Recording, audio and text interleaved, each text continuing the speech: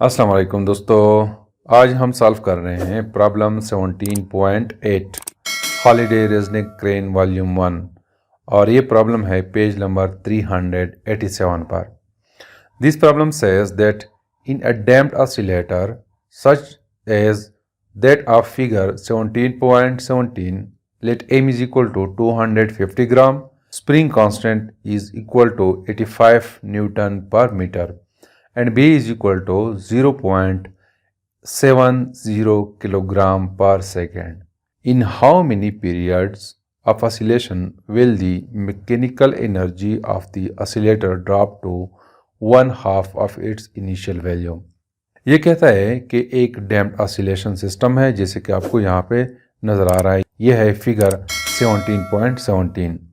इसमें ये मास जो है ये 250 ग्राम है और इस स्प्रिंग का स्प्रिंग कांस्टेंट है 85 न्यूटन पर मीटर और बी की वजह हमें दी गई है इस लिक्विड की 0.070 किलोग्राम पर सेकेंड। ये कहता है कि इस सिस्टम की एनर्जी कितनी ऑसिलेशंस में हाफ के बराबर हो जाती है। यानी अगर इनिशियल एनर्जी इसकी है 10 जूल तो कितनी ऑसिलेशंस में इसकी एनर्जी 5 जूल हो जाती है, यानी हाफ हो जाती है। तो वो नंबर ऑफ ऑसिलेशन या पीरियड्स हमने फाइंड आउट करना है। तो इसके लिए मैं सबसे पहले लिखता हूँ गिवन डेटा और हमसे जो रिक्वायर्ड है। तो पहले मैं लिखता हूँ गिवन डाटा। गिवन डाटा में हमें दिया गया है mass m is equal to 250 grams. इसको हमने कन्वर्ट करना है इनटू किलोग्राम। तो चूंकि 1 किलोग्राम में 1000 ग्राम होते हैं तो इसको हम डिवाइड करते हैं बाय 1000, तो ये किलोग्राम हो जाएगा। तो this is equal to 0.25 kilogram. दूसरा हमें दिया गया है spring constant which is equal to 85 newton per metre.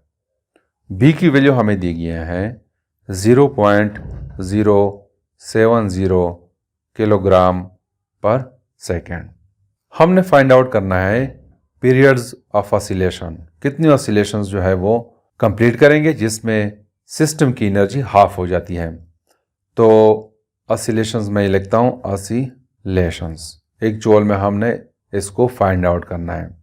तो दोस्तों इसके लिए हमें टाइम पीरियड चाहिए। सबसे पहले हम टाइम पीरियड को फाइंड आउट करते हैं, फिर इक्वेशन ऑफ एनर्जी के थ्रू वो टोटल टाइम फाइंड आउट करते हैं जिसमें इसकी एनर्जी हाफ हो जाती है। तो वो टाइम को मैं रिप्रेजेंट कर रहा हूँ स्मॉल टी से।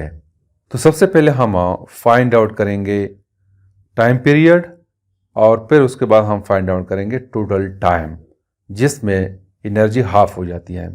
वो हम फाइंड आउट करेंगे from the equation of energy. फिर हम इन दोनों को कंपेयर करेंगे, जितना टाइम ये आएगा उसको हम इसके साथ कंपेयर करेंगे। अगर फॉर एग्जांपल मैं कहता हूं कि ये टाइम पीरियड 1 सेकेंड है और ये टाइम हमारे पास 2 सेकेंड्स है, तो इसका मतलब यह है कि एक ऑसिलेशन के लिए टाइम 1 सेकेंड है, 2 ऑसिलेशन के लिए 2 हो गया। तो मतलब ये है कि 2 ऑसिलेशंस में इसकी एनर्जी हाफ हो जाती है। तो सबसे पहले मैं फाइंड आउट करता हूं टाइम पीरियड को। तो दोस्तों हमें पता है टाइम पीरियड का कि in case of spring mass attach system time period is equal to 2 pi under root m और k। इस इक्वेशन में हम वैल्यूज पुट करते हैं। तो 2 पाई की वैल्यू 3.14 है और अंडर रूट मास हमें दिया गया है 0.25, स्प्रिंग कांस्टेंट है 0.070 किलोग्राम। तो यहाँ से हमारे पास आ जाएगा time period is equal to 6.28 into 0.25 को हम डिवाइड करेंगे जब 0.070 पे, तो हमारे पास वैल्यू आ जाएगी 2.9 इंटू 10⁻⁻3। इसको मैं लिखता हूँ कि इट इज़ इक्वल टू 6.28। इसका अंडर रूट हमारे पास आ जाता है। इसका जब हम अंडर रूट लेंगे तो वैल्यू हमारे पास आ जाती है 0.0 543। इसको जब हम आपस में मल्टीप्लाई करेंगे तो t की वैल्यू हमारे पास आ जाती है 0.34 सेकेंड्स, यानी वन ऑसिलेशन जो है वो 0.34 सेकेंड्स में कंप्लीट कर लेता है। अब मैं फाइंड आउट करता हूँ b को, यानी t को मैं फाइंड आउट करता हूँ। तो दोस्तों यहाँ पे हम वो टाइम फाइंड आउट करेंगे जिसमें इसकी एनर्जी हाफ हो जाती है। तो दोस्तों जब टाइम t जो है ये 0 के बराबर है तो इसकी मैकेनिकल एनर्जी यानी कि काइनेटिक एनर्जी टोटल होती है half k x m square. ये सिस्टम की एनर्जी होती है जब टाइम 0 हो।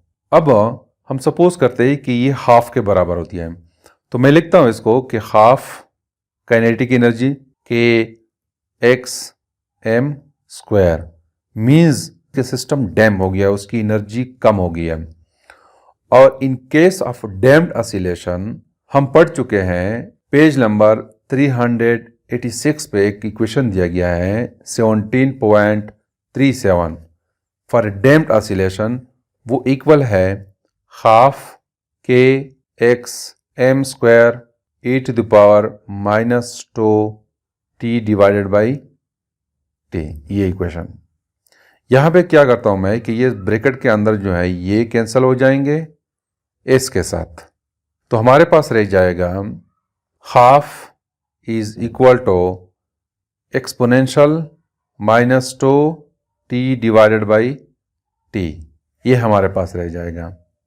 अब दोस्तों in case of damped oscillation हम पढ़ चुके हैं कि t जो है it is equal to 2m divided by b, इसके बराबर है। तो यहाँ पे एस टी की जगह मैं ये वैल्यू पुट करता हूँ, तो we will get half is equal to e to the power -2 t divided by 2m divided by b। यहाँ पे ये 2 और ये 2 कैंसिल हो जाएंगे, तो हमारे पास रह जाएगा half is equal to e to the power -t और ये b जो है ये ऊपर चला जाएगा, तो this will become equal to TB divided by m। अब इसको मैं उलट लिखता हूं, तो ये जो है this will become equal to 2 और यहाँ पे रह जाएगा ये माइनस की जगह हमारे पास प्लस आ जाएगा TB डिवाइडेड बाई m। अब मैं इसका नेचुरल लॉग लेता हूं दोनों साइड्स का, तो we will get natural log of 2 is equal to TP divided by m। हमारे पास ये आ जाएगा। अब इसको मैं रीअरेंज करता हूँ, चूंकि हमने ST को फाइंड आउट करना है, तो जब हम इसको रीअरेंज करेंगे तो we will get T is equal to m natural log of 2 divided by b। अब यहाँ पे हम वैल्यूज पुट करेंगे, तो मास जो है m is equal to 0.25, natural log of 2 equal है 0.693 के, और b की वैल्यू हमें दी गई है 0.070। तो यहाँ से हमारे पास आ जाएगा t is equal to 0.173 divided by 0.070। इसको जब हम आपस में डिवाइड करेंगे तो वी विल गेट 2.5 सेकेंड्स। अब दोस्तों हमने फाइंड आउट की है t which is equal to 0.34 seconds, और ये टोटल टाइम जो है it is equal to 2.5 seconds. ये टाइम जो है ये टाइम पीरियड है फॉर वन ऑसिलेशन।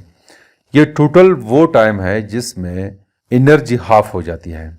तो ये टाइम और ये टाइम में डिफरेंस है। ये टाइम जो है ये 7.4 टाइम ज़्यादा है इसके, तो हम कह सकते हैं कि total time is equal to 7.4 t यानी टाइम पीरियड के। तो इसका मतलब यह है कि 7.4 ऑसिलेशंस में सिस्टम की एनर्जी हाफ हो जाती है। चूंकि जब हम इसको मल्टीप्लाई करेंगे 7.4 को मल्टीप्लाई करेंगे 0.34 पे तो हमारे पास वही 2.5 सेकंड्स आ जाते हैं। तो ये मतलब ये है कि ये 7.4 जो है ये ऑसिलेशंस है। 7.4 ऑसिलेशंस में इस सिस्टम की एनर्जी हाफ हो जाती है। तो this is something about the sample problem 17.8। Thank you.